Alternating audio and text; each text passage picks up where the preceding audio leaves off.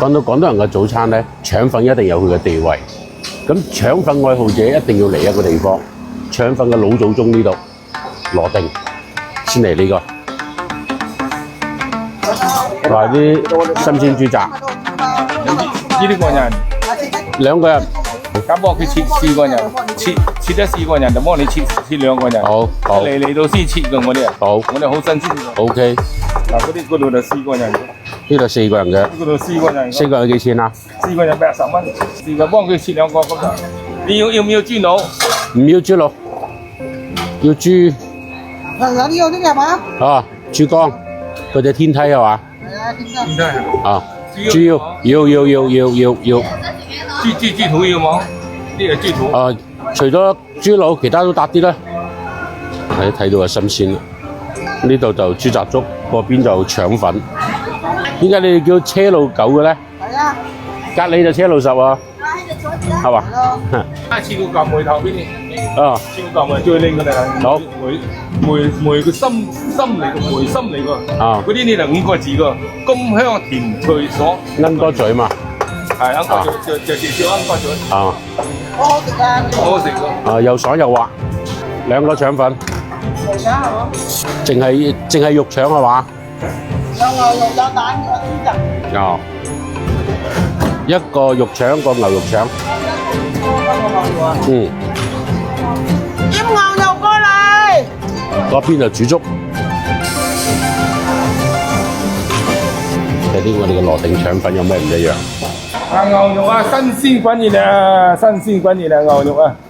手粉肉又要醃曬啲。幾錢一條㗎？牛肉6蚊，瘦肉5蚊。哦。難嚟。我自己淋汁得啦，係嘛？要咩醬自己淋。豉油、花生油、少少嘅辣椒，兩碟腸粉，仲有一個豬雜粥。或者係雲浮特色嘅啫，呢度係食腸粉，嗰度喺度鋸食材。你要牛肉都要豬肉，我係要牛肉。好，我試試豬肉嘅，滑啦，有韌性啦。呢度嘅汁啊，以豉油、花生油為主嘅，好滑啊。係啊。做咗幾多年啊？40幾年啦。所以人哋話嚟羅定要食你哋嘅腸粉係嘛？係㗎，啊生鍋龍嗰啲佢幫我都畫廣告啦。嗯。康健耀啊。哦。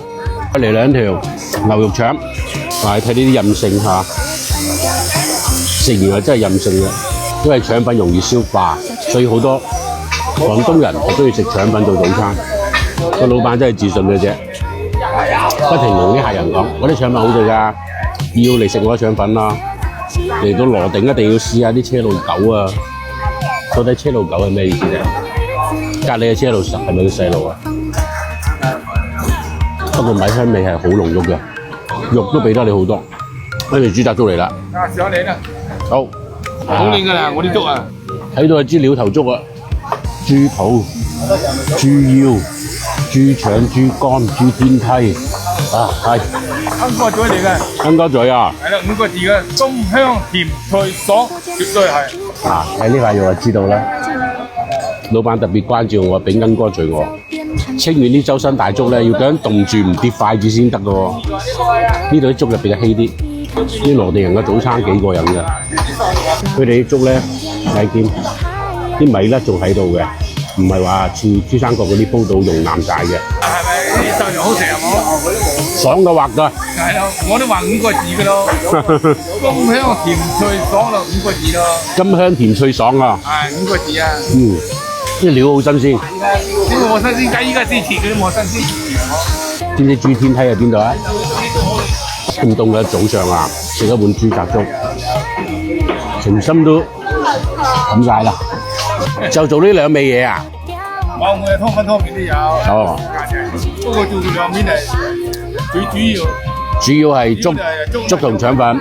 早上好早起。3點半啊！3點半起床㗎啦。做早餐。4點半有粥食㗎啦。有啲係打麻將啊，唱 K 㗎嗰啲。啊，嗰啲人哋嘅宵夜，我哋嘅人哋一定係早餐。你都梗係要瞓覺㗎。好食，多到呢啲料，40蚊嘅豬雜粥，我就食咗1碗嘅。20蚊一位。